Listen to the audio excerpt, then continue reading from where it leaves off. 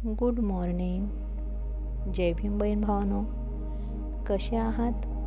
आशा करते मस्त असाल. आणि थंडी इकडे बऱ्यापैकी चालू झालेली आहे. आपल्या इकडे असेल. आणि थंडीचं थोडं चमचमीत आवडते ना सर्वांनाच. आपण सोया चिली बनवूयात.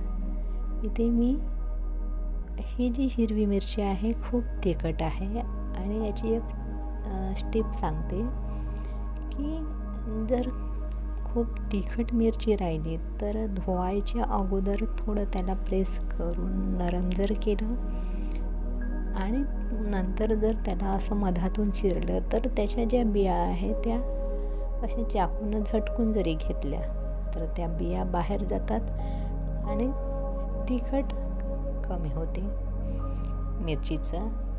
अशा प्रकारच्या मी 2 मिरच्या कापून घेतलेल्या आहे. सोयाबीन वडीला पहिलेच मी मीठ टाकून बॉईल करून त्याला सगळा मसाला लावून दही कॉर्नफ्लॉवर लावून त्याला कोट करून ठेवलेलं आहे. आणि काम कोणतंही राहो, छोटं राहो की मोठं राहो, त्या कामातलं महत्त्वाच्या ज्या टिप्स राहतात ते त्याच लोकांना माहीत राहते. माझ्याही बाबतीत तसंच झालेलं आहे.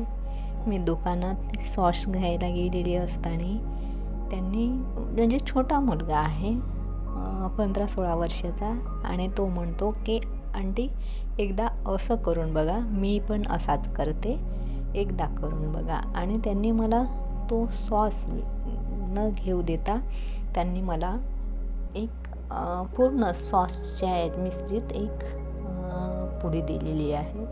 इथे मी सगळी तयारी करून घेतलेली आहे. कांदा, शिमला मिरची, टमाटर व्यवस्थित कापून घेतलेले आहेत वेगवेगळे पात करून. आणि इथे जे टमाटर आहे टमाट्यामधलं मी बी काढून घेतलेलं आहे. फक्त टमाटरच आहे, बी नाही ठेवलेलं आहे.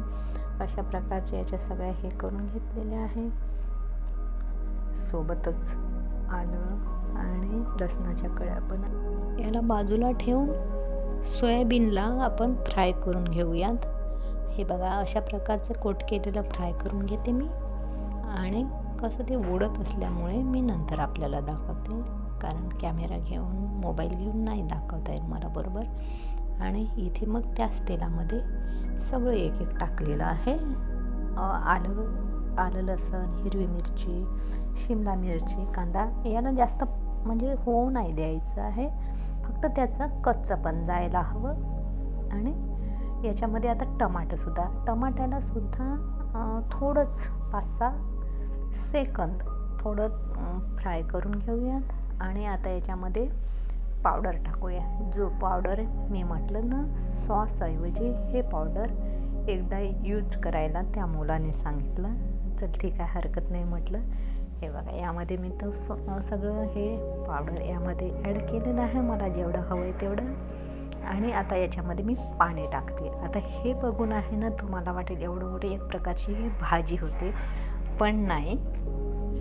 हे जरी असं जरी दिसत असेल पण असं होणार नाही. याला आता हे केल्याच्या नंतर यामध्ये मी ज्या तळलेल्या सोयाबीनच्या वड्या आहेत त्या मी याच्यामध्ये ॲड करते.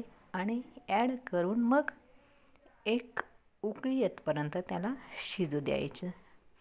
सगळं काय व्यवस्थित बॅलन्स होईल या गोष्टी. आता हे बघा इथं बघितल्याच्यानंतर हे लक्षात येईल काही एक प्रकारची भाजी झाली, पण भाजी न होता एक उकळी आल्याच्यानंतर एक रसरशीत चमचमीत छानपैकी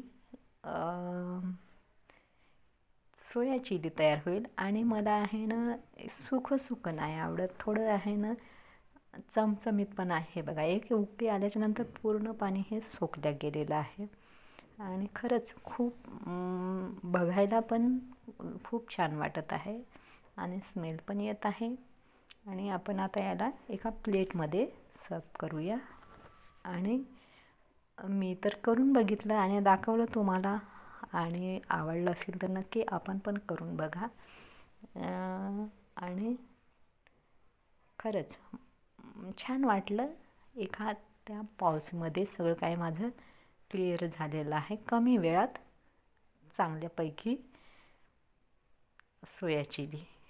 तर नक्की ट्राय करा.